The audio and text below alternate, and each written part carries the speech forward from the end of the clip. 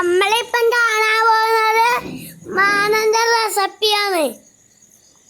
എന്നാൽ നമുക്ക് എങ്ങനെ അച്ചാറിടുന്ന നോക്കാം.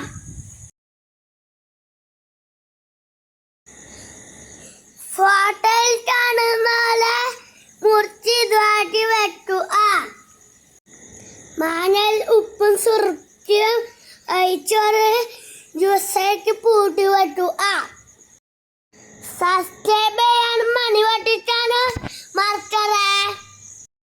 തീർച്ചയായും നല്ലോണം ഒഴിച്ചോ, പേടിയൊന്നും ആവണ്ട.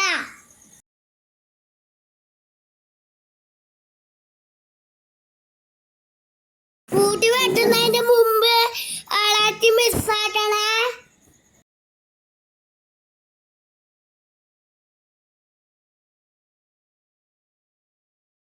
പിറ്റേത്തെ ദിവസം ഈത്തപ്പഴം ചുടുതലിഞ്ഞെടുക്കുക.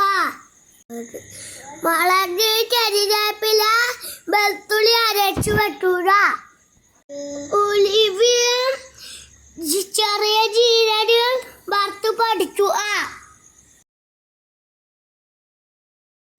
കുറച്ച് ചായപ്പൊടിയും ചേർക്കണേ.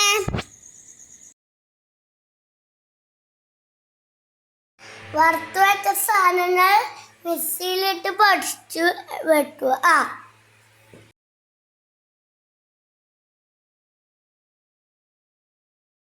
കുറച്ച് നല്ലോണം പൊടിച്ച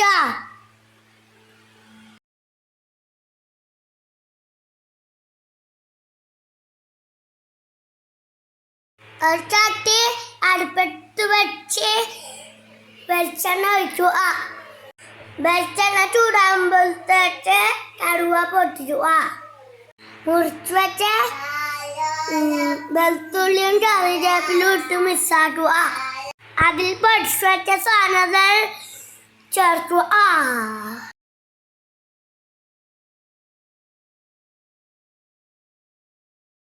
ഈത്തപ്പഴം ഇട്ട് ഇളക്കുക.